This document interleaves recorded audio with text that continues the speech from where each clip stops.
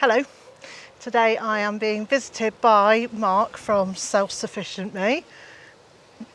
It's really exciting to have you here. Thank you so much for visiting. No, thank you, Liz. What a magnificent place. I can't believe I'm standing here in the Welsh countryside with you in person.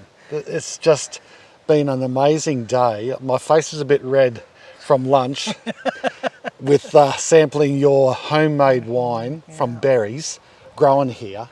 It's just been a fantastic day. Well, we've been chatting sporadically online for probably 3 years or something like that now. Yeah. And oh gosh, and it's windy. Yes, of course it's windy. We're in Wales. We're on top of this magnificent mountain with these beautiful views in the background, and everything's green. So you've read my books and Yep. you've been incredibly supportive of me. So when Mark said he was coming to the UK and could you come and visit, I was like, yes! I was so excited, so excited. So how is this in comparison to what you'd imagined it would be like? Well, it's what I imagined because we live in such a different climate. You get wrapped up in growing in your own sort of, place. And for us, it's a hot subtropical climate. And although I love it and I'm used to growing in it and I'm good at growing in subtropics, it's like grass is greener. I wish I could grow garlic like you can. I wish I could grow beans as good as you can and so you think, I would love to visit this type of countryside and just see it in person and get a feel for it in the flesh, because it's different, and I learn also and I get inspiration. Even though it's a completely different climate to me, I get that inspiration to take back home with me. So now you and I have been chatting about books, haven't we? Yes, about how you're a gem at writing books and very experienced and good at it. Well, I don't think, maybe not quite good at it yet, but I'm getting more practiced at it. And you've got the excitement of going through that process at the moment. It's taking me ages to perfect this book, and people say you shouldn't be trying to perfect it so much and just let it flow. So I'm pretty happy now with where we're at. Good. It's looking like it's coming together really nicely. Good. And we're hoping that it might be out by Christmas, but we're not sure. So Christmas 2024 or 25? Yeah, this Christmas. That would be amazing. I'm not going to say for sure. Yeah. Because you know how I do this know can how happen. it is, and it can take. Yeah. It can, stuff behind the scenes can take much longer than you planned. So, Yeah. So I reckon we could probably say it will be out by Christmas 2025. At least. Well, for sure it will be. Yes. And it will be the best I can do for a first book. Yeah. Yeah. It's exciting. I am really excited. Thank for you. it. Thank you. I mean, people have been asking, especially you've been saying, make sure you write a book. And I've been doing YouTube now for 10 years and never ever got to do it. And I've taken that advice and finally got around to doing it. So hopefully people like it. I'm sure they will. And, I know we can't talk about what this book is about, but I do know, and you're going to love it. Thank you. Thank you. I think it sounds really, really exciting. So when you get to the point of having it in print, can you send me one? Oh, yeah. Of course, for sure. And then I can tell people here about it. Yep. Which is what you did with my first book, wasn't it? I want to talk about this book, Grounded.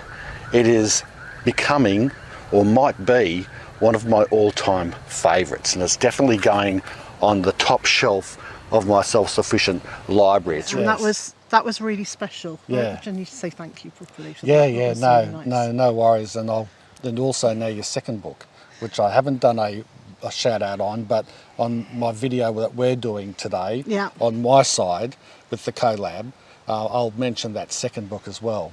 Yeah. Well, we were talking at lunchtime and you were saying about having too much citrus, and I was like, oh, it's not even something I can imagine. Yeah. Just, because they would be so precious to us here. Yeah. So, and it's just really nice to be able to kind of exchange those ideas and actually just celebrate the abundances that we do have. Yeah, and the berries that you can grow. Yeah. just seeing all those raspberries and different types of berries that we sampled through your garden, and then looking at that elephant garlic as big as my fist, you know, those things I can't grow at home. Yeah. We can to certain degrees, but not like you can here. A bit like how we can grow citrus like nothing. Yeah. But yeah, and you might be in awe with that, and I could give you half a dozen orange juices when you come, and all the different juices you want from citrus, but and maybe impress you. You're doing that impression, you know, you're impressing me. It's well, and nature's just doing her thing. And one of the other things that we talked about today is bumblebees, and I'm just looking at them over here. That I think there's 2 different types there. So there's a really little. I don't know anything about bees. I don't, in terms of bumblebees and what they are. Although you've got a good bee story in your book. I've got a good bee story in my book. But those are honeybees, you know, that are kept for honey, whereas these are wild bumblebees. But they're so different. Look, see, that one's little and mostly black. Yeah, it is. With a little silver bit at the front, whereas that one's that's sort of more stripy. typical, more yellow stripes, more typical. Yeah, well, we don't see them like that in Australia. I know they've got bumblebees in New Zealand, but I've never seen one in Australia. Correct me if I'm wrong, but I've never seen one. Yeah, well, it's something that would never occur to me that you wouldn't have them. But then you've got so many things there that we don't have. So I remember coming over and I was staying in the Blue Mountains, and just the sound of is it cicadas? Oh, just constant noise was just drives incredible. you crazy. Well, and for me that was incredible, you know. And I could hear kookaburras, which you know, we only ever know from songs or from TV. So it's really nice when you do go somewhere else you see different wildlife. It is. I mean, Nina and I are having the most fabulous time in the UK. Everybody is lovely. We haven't had a terrible moment at all. Everyone's helpful. Brilliant. It's just, it's been so good. Good. Wow, look at this while we're standing here. So these are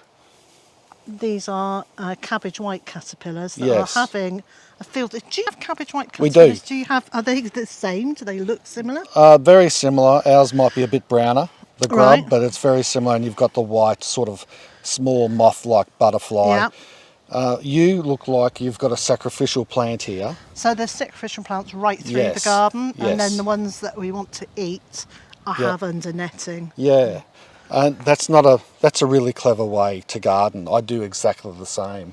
Like you were talking before when we were just doing a generic walk around about how you also let wildflowers and weeds grow in lots of the parts of the garden, and you also let plants get consumed by bugs and insects because you actually want to preserve those pests. Yes. You like seeing them because there's not enough of them, you were saying. Yeah.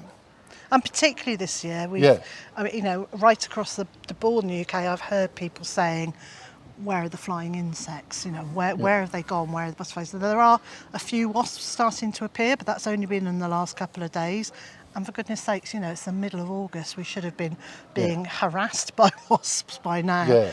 So anything I can do to support the wildlife, and you know, wasps are going to feed on these caterpillars. Exactly, because that was going to be my point. Yeah. It was that why would you want insects and pests in your garden? Well, because they provide food to the lions of the garden, like wasps and assassin bugs and all those types of things, even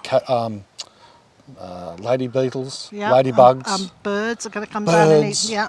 Yes, all those things. So just to have a few plants getting consumed isn't a means or a reason to get a panic button and try to spray these things to death, because then you're going to just kill other good beneficial insects. Yeah, and I just come out and get excited about these. And the nice thing is that this is a perennial cabbage. You know, it'll suffer this now from the caterpillars, but it'll grow back. This is the same type of cabbage as that one. Perennial cabbage? Yes, it's a year older. Yeah. That's why it's so much bigger. Yeah. Well, there you go. And so these perennial cabbages, then the end of the season they get eaten by cabbage moths. Well, if they haven't been eaten, then we can carry on eating them. I mean, I'll still take a holy leaf down to the kitchen. Yep. I haven't got a problem, just wash it. But so you can kind of see that. Oh, you can get a few good leaves off that. Yeah. You know, Look at the size of it. So, is it like a collard?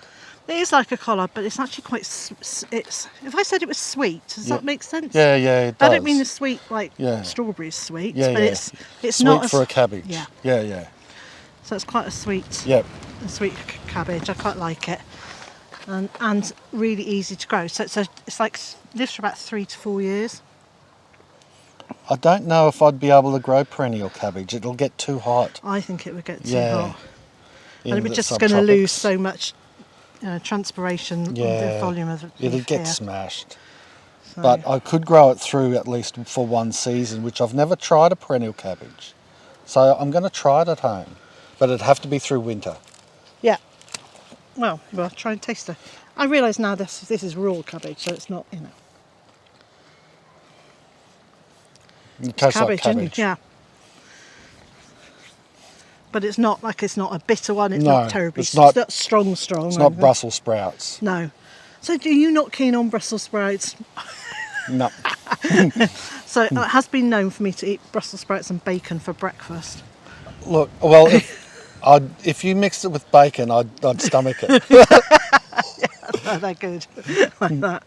We're doing co-supporting here, which I quite like. It's nice. It has been. It actually feels really surreal when you've been watching someone on television or on YouTube for quite some time, and you feel like you know them, and we all do this. You watch someone regularly and you feel like you know them. I don't know how you feel, but I just feel like it was like meeting you first time in person is very familiar to me. So it's like we have met before in person. Yeah. Like that.